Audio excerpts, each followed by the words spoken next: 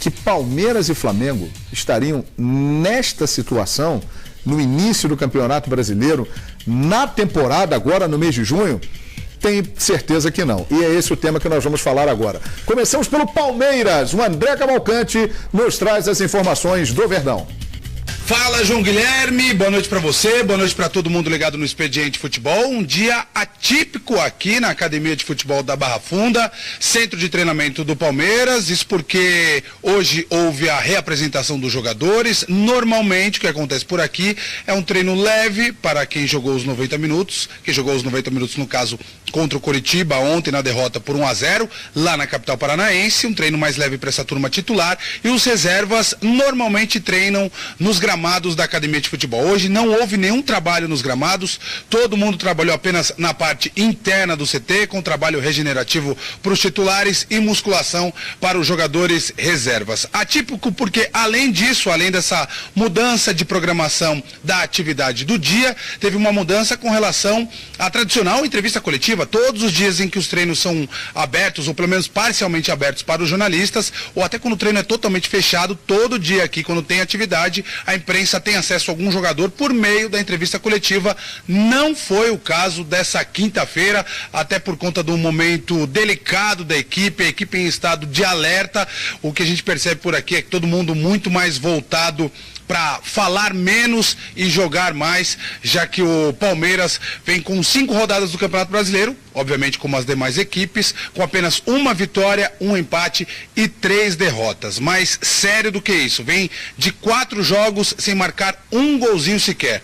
E até por conta dessa deficiência do ataque, no início do Campeonato Brasileiro já se especulam alguns nomes já são especulados para serem contratados. Lembrando que o Palmeiras é a equipe que mais se reforçou para essa temporada 2017, ainda assim o Cuca fala de uma carência ali para mais um centroavante. Nomes que apareceram nos últimos dias: Joelinton, atacante revelado pelo Sport de Recife, que estava no Hoffenheim da Alemanha, emprestado ao Rapid Viena da Áustria, deve voltar para o Hoffenheim, e o Palmeiras gostaria de contar com esse jogador, mas as primeiras informações que a gente recebe é que o Hoffenheim não estaria interessado em liberar o Joelinton. Se o Joelinton está mais difícil, outro nome que pode estar mais próximo é um nome que a gente acompanha bem mais de perto, o atacante Richarlison, do Fluminense, que nessa temporada tem 25 jogos pelo tricolor das Laranjeiras e 11 gols marcados. Portanto, Joelinton e também Richarlison na mira do Palmeiras. Quem sabe mais reforços ainda podem pintar por aqui. Amanhã, único treino de preparação para o próximo compromisso da equipe. Sábado tem justamente o Fluminense pela frente no estádio Allianz Parque, com a possibilidade de definição da equipe titular. Hoje, pelo que a gente pôde acompanhar, alguns jogadores que vinham de lesões, como Edu Dracena, o Jean e também o Guerra, estão numa fase final de transição física e podem pintar nesse treinamento. Se pintarem nesse treinamento, podem pintar na equipe titular no sábado contra o Fluminense. Palmeiras buscando uma reabilitação no Campeonato Brasileiro, o atual campeão brasileiro, em um momento delicado. João Guilherme e amigos do Expediente Futebol. Muito obrigado, valeu André Cavalcante. Richarlison do Fluminense e Joelinton, ex-jogador do Sport, são nomes que o Palmeiras tem interesse para contratar. Se vai conseguir contratar, não sabemos, mas são nomes que o Cuca indicou. Hein, PVC? O Fluminense precisa negociar algum jogador se tiver proposta. Mas a impressão que eu tenho, e até a entrevista do Abel, que a gente vai ver daqui a pouco, reforça isso, é que o Fluminense está mirando o mercado internacional. O Richarlison não é um jogador para o mercado brasileiro. Se o Palmeiras conseguir fazer o Palmeiras diz que está monitorando nomes, e quando é perguntado sobre o nome do Richarlison, não diz que não tem intenção, ou seja, um dos nomes que estava ali monitorando é o Richarlison. Se conseguir contratar o Richarlison do Fluminense, que claramente o Fluminense mira para o mercado internacional, é um feito. Ainda é um feito até a página 2, porque, repito, o campeonato desse ano confirma até este momento que você não monta time com contratação só. Você monta time com ideia e com trabalho. Essa aqui é a questão que eu fico batendo nisso, aliás, desde da temporada mesmo, que deveria ser a temporada de contratações, que é no início do ano, né? Dezembro, janeiro. Se o Palmeiras contratar um jogador agora, a gente sabe que o Cuca pediu um jogador de ataque e tal, mas dá muito mais a impressão de que é o seguinte, eu estou dando uma satisfação, assim como o Flamengo. Contrata esse, contrata aquele, contrata não sei o que e tal. Vamos contratar, que a gente faz um fato jornalístico aqui e tal, diz que investiu, que o clube correu atrás, não sei o que. Cala a boca da galera. Mas não é a solução pro time. Mas será que o Palmeiras precisa mesmo de mais um atacante? Independente de ser o Richarlison, o Joelito ou qualquer outro. Será que precisa mesmo? Será que ele não tem atacantes em número suficiente para montar um time competitivo? Será que ele não montou um grande elenco no início do ano? Será que precisa buscar ir lá gastar dinheiro, empenhar dinheiro do próprio clube, da patrocinadora? Será que não dá para trabalhar o time, fazer o time jogar bola? Eu acho que dá. Dá, Foma. O que você acha, hein? Dá. Acredito que o Palmeiras está gastando bastante, hein? Pô, só não gastando bastante pelo fato de que e os resultados não estão vindo. Os resultados eles não chegaram ainda.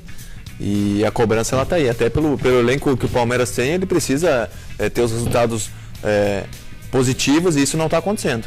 Ou respondendo a sua pergunta, Eugênio, na minha opinião, dá. Dá para montar sim. Eu também vou ao encontro do que está dizendo o Eugênio. O Palmeiras acabou de liberar o Rafael Marques. Exatamente. O Rafael Marques é um jogador que tem. Me corrija se eu estiver errado. O Richarlison e o Rafael Marques são estilos semelhantes. Acho que o Richarlison mais rápido. Mais rápido, joga mais pelo lado do campo também. O Rafael Marques joga pelo lado do campo. Mas o Richarlison é muito mais incisivo. É, mais rápido. Ok. Digamos que não seja assim. Mas enfim, o Rafael Marques. Acho que joga numa faixa de campo parecida. É um jogador que poderia resolver os problemas do Palmeiras. No entanto, o Palmeiras troca o Rafael Marques por um lateral direito do Cruzeiro. Pelo Mike. Sendo que ele tem o Fabiano e o Jean. Mas aí o técnico passa o Jean para o meio campo. Quando no meio campo tem o Thiago Santos e tem o Felipe. E pode ter também outro jogador ali, como por exemplo o Tietê. Para que fazer tudo isso? Estava resolvido, na minha opinião, com o que tinha. Sinceramente, eu acho um absurdo um técnico com o elenco que o Palmeiras tem chegar pro diretor de futebol, pro presidente pedir jogador. Eu acho que é sinal atestado de sei lá do quê. Mas eu acho que tem algumas coisas. Eu acho que o grande pecado, você tem boa parte de razão. Mas eu acho que o grande pecado é você recontratar o Cuca, sabendo qual é a característica do Cuca e sabendo qual é a característica do teu elenco. O Cuca quer o ataque inteiro marcando. Ele precisa marcar lá na frente, retomar a bola lá na frente. Não é a característica do Borja. O Borja é o quarto jogador mais caro da história do futebol brasileiro. Você foi e contratou o quarto jogador mais caro da história do futebol brasileiro. Aí você traz o Cuca e você sabe que o Borja não faz o que o Cuca deseja. Aí também tem um erro do Cuca. O Cuca chega e anuncia, vou dar 90 minutos pro Borja. Porque o Borja estava bravo porque estava sendo retirado todo o jogo. Aí Palmeiras e Vasco, o Borja joga 90 minutos. Palmeiras e Inter, tira o Borja com 30 do segundo tempo, 25 do segundo tempo. O único jogo que o Borja teve 90 minutos foi Palmeiras e Vasco. Mas o Borja não é a característica do Cuca. Assim como o Felipe Melo. Quer dizer, por que o Palmeiras ganhou o primeiro jogo do Vasco? O Palmeiras fez 4 gols no campeonato. O Palmeiras fez 4 gols no campeonato em 5 rodadas. Os 4 gols na pior defesa do campeonato. E passou os últimos 4 jogos do Brasileirão sem fazer gol. Felipe Melo jogou o primeiro jogo de primeiro volante. O segundo jogo ele não jogou, que foi contra o Chapecoense. O terceiro jogo ele jogou de líbero. O jogo seguinte da Copa do Brasil ele jogou o segundo tempo de 4 zagueiros contra o Inter. O jogo de ontem ele jogou de segundo volante. É claro que o time não vai. Não vai. Cada jogo é uma função. Aliás, olha aqui, a história é parecida, né? No ano passado, o Cuca assumiu o time ainda na fase final de grupos da Libertadores, mas não conseguiu classificar e depois emendou para o Campeonato Brasileiro, onde foi campeão, e agora chegou também não no início do ano. São passagens parecidas e os números são impressionantes. Veja aí, 8 primeiros jogos de Cuca no Palmeiras. Em 2016, tudo igual a 2017. 3 vitórias, 1 empate e 4 derrotas. Até aqui, pelo menos nos números, a trajetória do Cuca, ela se repete do ano passado e agora. A diferença é que ele perdeu as 4 partidas de 2016 nas 4 primeiras partidas. E isso não aconteceu. E depois ele teve um período longo entre a eliminação no Campeonato Paulista e a estreia no Campeonato Brasileiro para trabalhar esse time, o que ele não tem agora. Ele tem que trabalhar o time com 2 jogos por semana praticamente sem treinamento. É uma situação completamente diferente.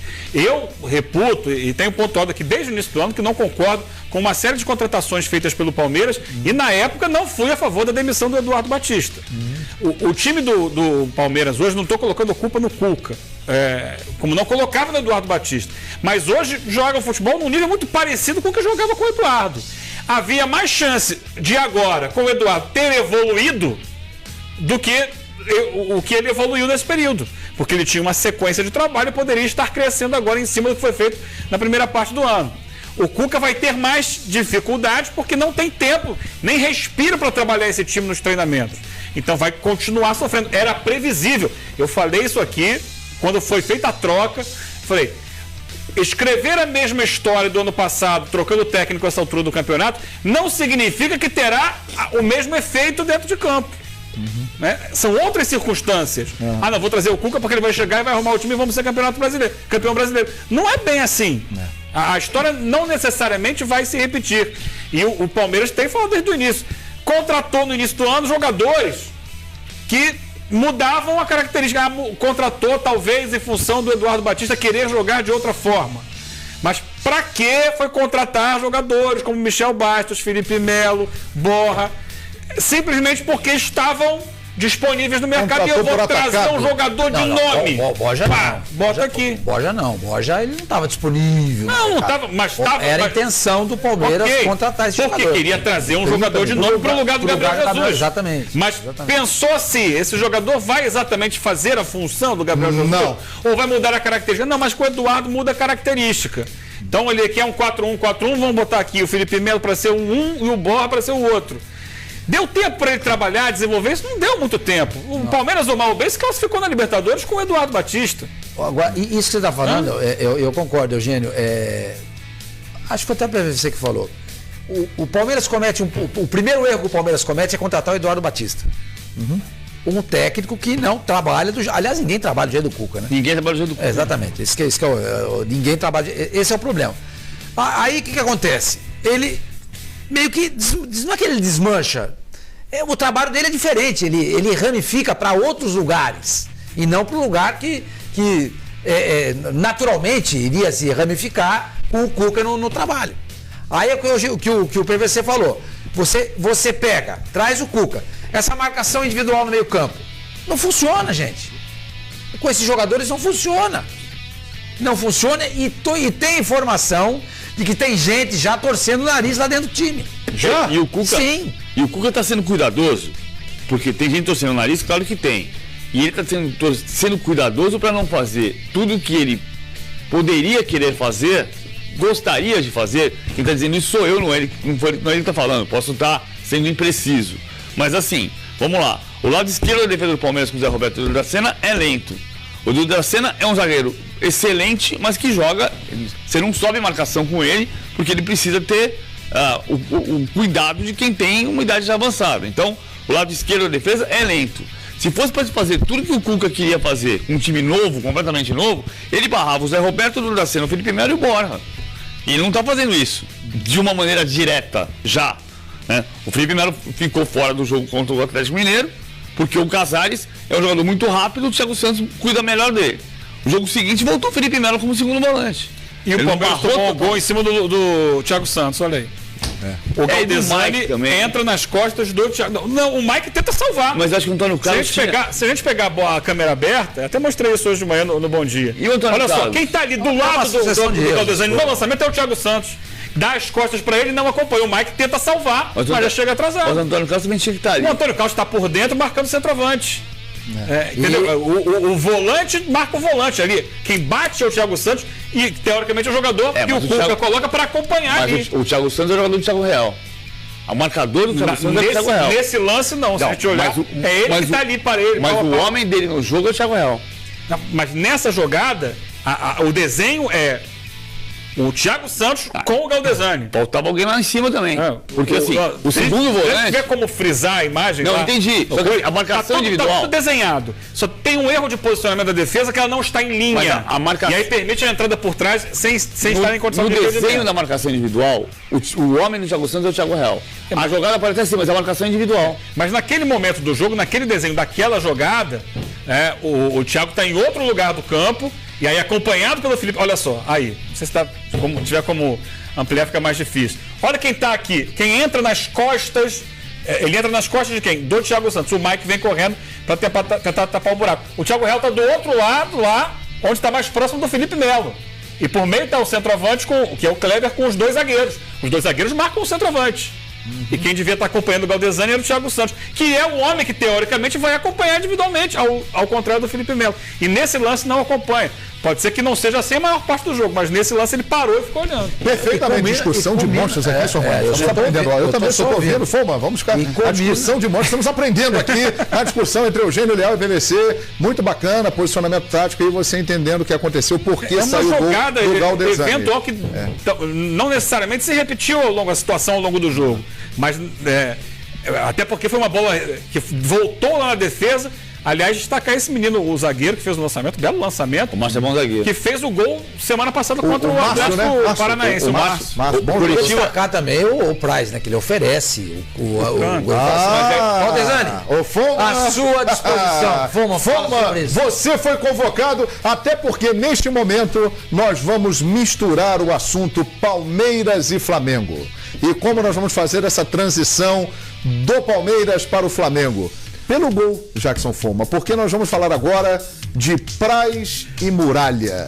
Dois jogadores que estão sendo muito criticados pelas duas torcidas, Foma. Foi um erro em conjunto, João. Se você for ver mesmo o lance, o Praz ele não tem como o Praz sair, porque se o Praz sai, o Praz tem que sair para definir a jogada, para encurtar o espaço do atacante. Então ele resolve ficar, mas no momento que ele fica, ele perde a noção da goleira. Ele perde a noção onde ele está. Tanto é que ele está um pouquinho mais pro lado direito dele. O cantinho aqui, que outro dia o gol ali do Prato. Ele foi tentar pegar o pé esquerdo do Galdesani. O Galdesani matou errado. Ele erra e a bola vem no pé esquerdo. E nesse exato momento, no posicionamento dele ali, ele está errado o posicionamento dele. Ele perdeu a noção da goleira. Exato. Percebeu? Da goleira. Da goleira. Pra gente, por favor. Da goleira, do gol. Da goleira. Lá no sul a turma fala assim? Goleira. Da goleira. Perdeu a noção do gol. É legal porque o Brasil é muito grande e existem vários termos regionais. Mas aí tem o mérito do Galdesani também, que ninguém esperava que ele toque dele com a bola no alto. Muito bom jogador. Pé direito. Ele domina a bola, cai pro pé esquerdo. O posicionamento do Praz está errado, mas ele vem tentar marcar o pé esquerdo do Galdesani. Ele está esperando a finalização com o pé esquerdo. Ele está no tempo de bola fora do esperado. Então o Praz falhou, mas o sistema defensivo falhou também, o que colaborou para a falha dele, é isso, Foma? Com certeza. Eu acho que foi isso mesmo. E o Praz acaba falhando pelo fato de que o posicionamento dele, ele acaba se posicionando muito para fora Na verdade, deixa... o gol, eu ia dizer a goleira, né? Pode falar goleira, fica à vontade. Fica legal, o gol bastante aberto, a goleira aberta, né? Então, pode falar. E também ele vai sair completamente sem noção. Quando ele percebe que o lançamento vai deixar o Galdesani livre, ele já não podia tentar sair no abafa mais cedo. Eu achei que isso ele poderia, só que no momento do domínio o Praz está longe do atacante. Aí se você for analisar. Então, por isso que eu digo, é a atenção de na hora do lançamento antever a jogada. Antecipar. Aí, sair agora. E se fosse um lance mais frontal, seria diferente, aí ele teria que sair. Mas como é um lance mais na lateral, a tendência é o jogador não ter tanto ângulo. Certo. E aí, no momento do posicionamento do Praz, ele acaba deixando praticamente todo o gol, toda a goleira aberta. A goleira, muito bom goleira. E méritos para o atacante Coritiba, que fez um belo gol. O Cuca, logo após a partida, e nós mostramos isso aqui no Central Fox, ontem à noite, ele disse que o Praz foi o menos culpado no gol. Você concorda com ele? Concordo. Foi o menos culpado? Foi o menos culpado. Eu acho que foi um conjunto de erros. Não dá para só colocar o Praz como culpado. Então para mim foi um conjunto de erros. O Praz está merecendo o banco? Jailson? Já ou não? Não. Ele está falhando seguidamente, né? Não, o Praz nesse momento acho que não merece banco, não. Mas o Jailson fez um grande campeonato brasileiro. Fez um grande campeonato brasileiro. Por quê? Por causa do nome, da importância dele? Não, eu acho que as falhas não são tão graves para ser uma reserva nesse momento? A falha de todo goleiro ela é grave. Não existe falha que não seja grave, até porque falhou é gol, né? Infelizmente. Mas pelo nome também, o Praz tem uma história muito bacana dentro do clube. E vem num momento... Num mau momento, mas é um excelente jogador. Eu acho que do time, né? Olha, falhou contra a Ponte Preta. Estamos vendo aí, ó. Isso é falha. Isso pra mim é falha. O goleiro que se joga pra trás na frente do atacante, pra mim ele falha. O goleiro tem que encarar. Ele tem que enfrentar o atacante. Ele não pode jogar pra trás. O Praz tem esse grande defeito. Faz esse pênalti, pra mim ele falhou nos 3 gols da Ponte Preta. Falhou contra a Ponte Preta, falhou contra o Atlético Tucumã, falhou contra a Chapecoense, falhou contra o São Paulo e falhou ontem. Se isso daí não é motivo pra deixar o cara no banco... Fala aí, nosso especialista. O Mano tá certo. Eu não gosto de algumas decisões do Praz.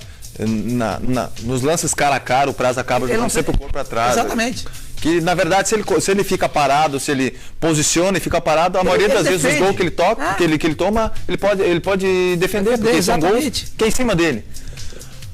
Mas é uma situação bastante difícil. Esse gol aí do Prato, esse gol do Prato, ele se joga de novo pra trás. Ele faz um gol que não pode tomar. Ele tá caindo, a bola tá passando do lado dele, ele tenta esticar o pé pra fazer o corte. Entre o goleiro e a trave não dá, né? Não dá, você sempre tem que proteger o seu canto, na verdade. Então você fica posicionado para proteger o seu canto. Agora, se o atacante colocar uma bola lá no outro lado, aí é mérito do atacante. Agora você não pode tomar no seu canto.